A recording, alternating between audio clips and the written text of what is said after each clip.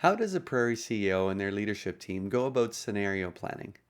As I discussed in my previous video and article, as long as tariffs are in play or looming, a recession is a very real possibility in Canada for late 2025 or early 2026.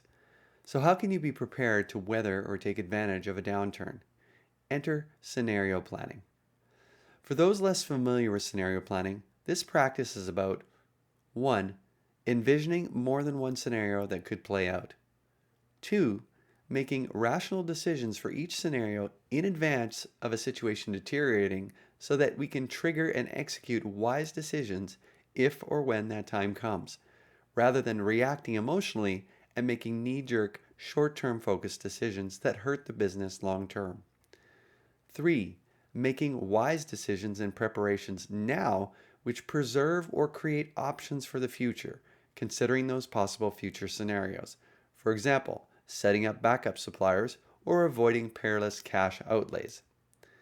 And 4. Identifying potential opportunities to grow the business as customer needs and buying patterns change. The process for scenario planning includes the following.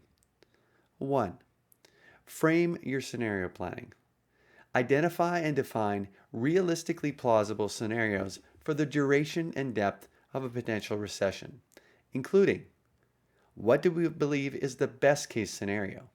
What's the best that demand could be from current and new customers, and what added demand could we see if any opportunities we identified in the trade war work out well?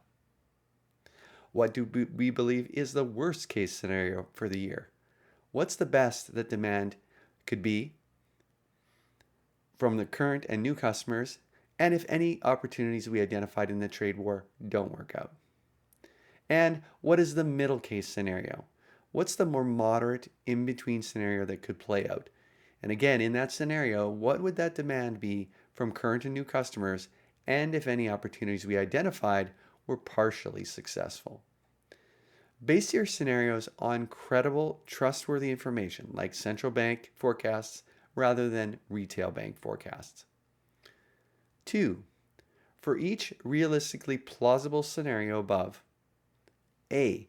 Consider the logical and realistic impacts on your current stakeholders, suppliers and customers, for example, changes in their business dynamics and financial profile. Employees, for example, roles needed or not needed, their likely perceptions of employees, needs and emotional and mental states. B. Will those stakeholder impacts be positive or negative for your business? And how will you respond? If positive, how will you adjust your operations to make the most of the opportunity?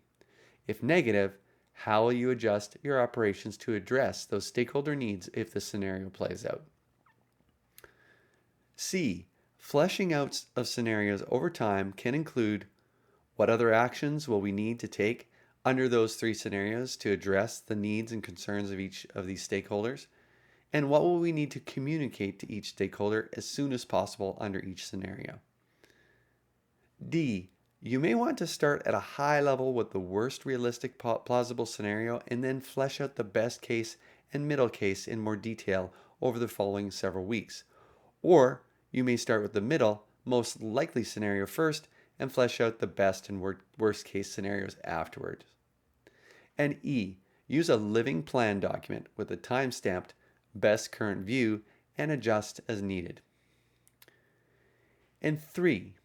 Have your finance and accounting leader prepare 3 budgets, one for each of these 3 scenarios, worst case, best case, and middle case, and what needs to be done in each to achieve break-even. How much revenue decline can we cope with and when to take action? What supply chain lines are going to impact our revenues and when? How can we reduce costs? What expenses can we cut to extend our cash runway? How can we involve others in the company in our efforts to find expense savings? Now, sometimes certain scenarios may have such a negative impact on your business that reducing non-staff expenses may not be enough to protect the company, and planning to cut staff expenses needs to be considered. More on that next week. For other ways to navigate these challenging times with confidence, get the free complete Trade War Success Guide for small to mid-sized companies in this post. And if you're a Prairie CEO who wants to grow a thriving company more quickly, more easily, and with less stress and headache, please contact me via the Connect page on my website. Reply to my email or DM me on LinkedIn. I hope you found this useful.